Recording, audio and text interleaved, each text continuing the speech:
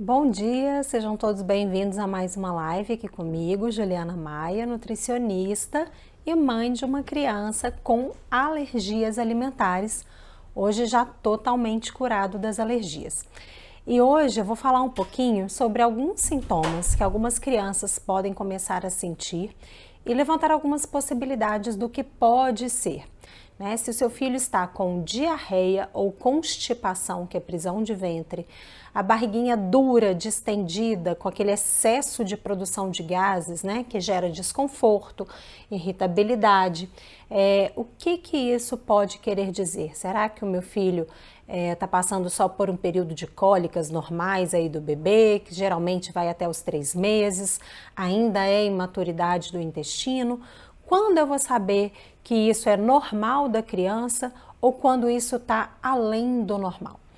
Então, vou começar a falar aqui um pouquinho, sobre essa dor abdominal, sobre essa barriga distendida, com excesso de produção de gases, que gera irritabilidade, gera desconforto, gera cólica, gera dor.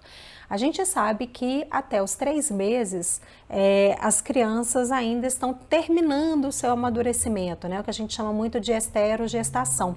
A criança fica 9 meses, aproximadamente 9 meses dentro do útero da mãe, e até completar 12 meses ela completaria a sua formação, seu amadurecimento, seu crescimento fora, esses 3 meses a mais fora da barriga da mãe.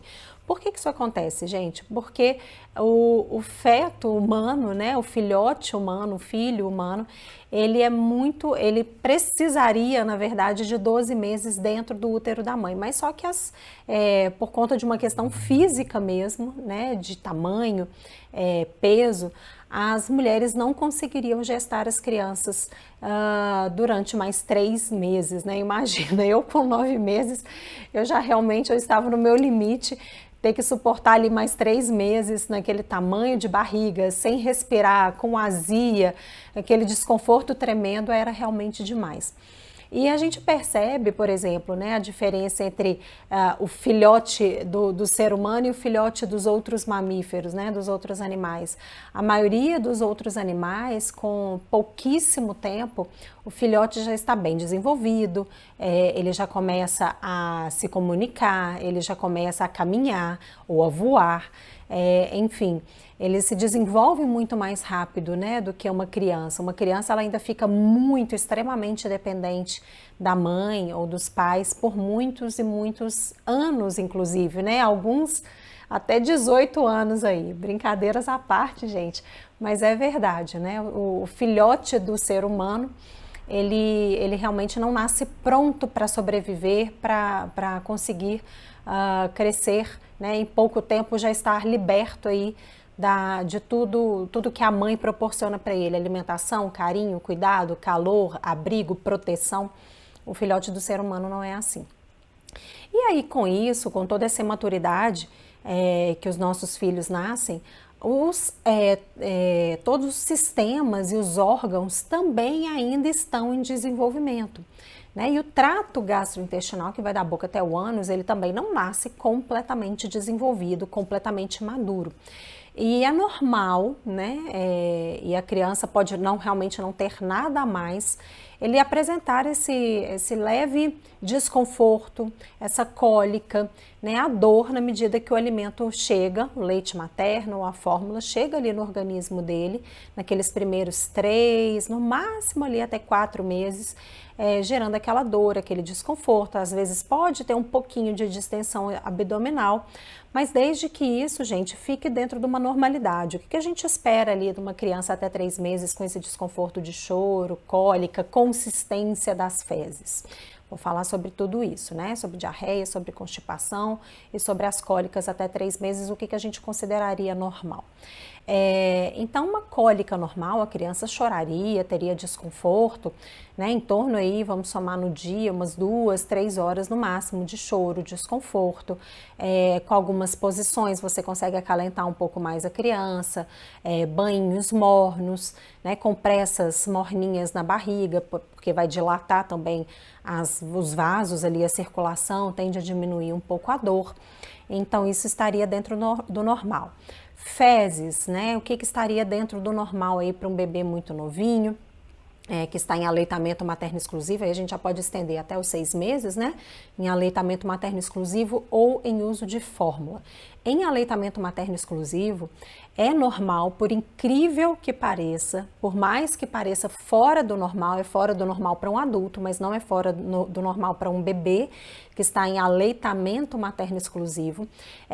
A criança pode evacuar até todas as vezes que mama, né? O que a gente chama de reflexo gastrocólico. A criança começa a fazer esse movimento de sucção ali no seio materno, já ativa todo o peristaltismo, que é o movimento ali de todo o cano, né, aonde vai passando o alimento da boca até o ânus, ativa e a criança mama e às vezes já evacua no mesmo momento. É quase como se fosse um patinho mesmo, né? A gente brinca assim. Então já pode mamar e evacuar. As fezes geralmente são líquidas, tem uma boa absorção ali da fralda, mais amareladas e geralmente tem uns gruminhos, como se fosse um leite talhadinho que sai ali junto com essas fezes. Isso seria normal. Então a criança pode evacuar ali até 7, 8 vezes ao dia, sem outros sintomas correlacionados, fezes mais amarelinhas, líquidas, com os gruminhos, está tudo bem. Do outro lado da ponta, os estudos mostram também que para as crianças que estão em aleitamento materno exclusivo seria normal não evacuar também até 7 dias. Alguns estudos até chegam a falar 10 dias, desde que a criança não sinta extremo desconforto nesse período e quando ela evacue fazendo uma força normal, não fica extremamente irritada, não sente dor. As fezes também saem em consistência normal ali para a criança que está em aleitamento materno, como eu falei anteriormente, líquidas, com os gruminhos de leite talhado, numa coloração ali mais próximo do amarelado. As fezes da criança, gente, podem oscilar um pouquinho a questão da coloração, ora pode estar mais amarela, ora pode estar mais marronzinha, pode caminhar um pouco, às vezes, ali para o esverdeado. A questão maior assim que a gente deve ficar atento às fezes dos nossos filhos é quando as fezes estão esbranquiçadas. Aí sim, fotografar, entrar em contato com o pediatra, mostrar aquelas fezes, né, para que ele faça uma análise. Se as fezes estiverem muito esbranquiçadas, com a coloração muito branca, aí pode realmente significar algum problema ali maior, alguma relação ali com o fígado da criança. O médico vai fazer a análise, pode solicitar alguns exames para identificar. Mas, dentro dessas pequenas mudanças de cor, do amarelo, marrom e esverdeado, isso pode acontecer. O cheiro das fezes da criança, né, gente, que tem aleitamento materno é uma maravilha. A gente vai entender melhor isso depois que a criança começa a comer, né, que a introdução alimentar começa a acontecer, que a consistência e o cheiro das fezes começa a mudar bastante. Mas é um cocôzinho que tem um cheirinho muito suave, o cocô do leite materno, né, ou quando a criança também está só na fórmula, é um cocô que tem um cheiro muito suave. Se o cheiro do cocô do seu filho, ele já beira a cocôzinhos assim, com cheiro muito forte, quase um cheiro podre, né? O que aconteceu com o meu filho, aí também a gente já começa a levantar aí um sinal vermelho que pode estar acontecendo alguma coisa diferente na criança. Então, até evacuar em todas as vezes que mama e ficar sem evacuar até 7, às vezes até 10 dias, desde que a criança esteja bem clinicamente, né? Na hora da evacuação também o cocô saia bonito, né? As minhas alunas morrem de rir de mim. Elas me mandam foto direto: Juliana, olha esse cocô.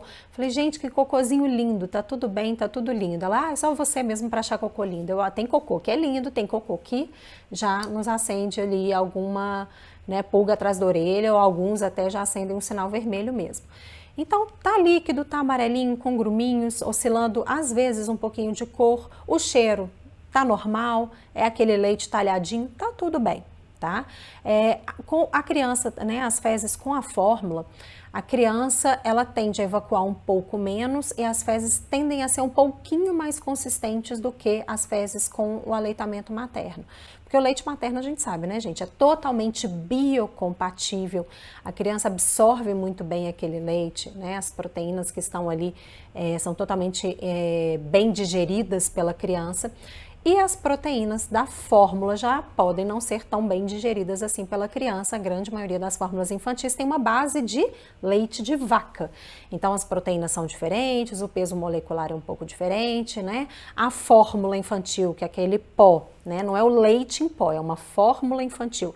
Ela é toda mexida pela indústria para ficar o mais próximo possível ao leite materno, né? Mas ainda tem algumas diferenças, não tem aquela parte viva do leite materno, né? Que promove todo o amadurecimento ali do trato gastrointestinal, da parte imunológica, desenvolvimento neurológico, motor, enfim.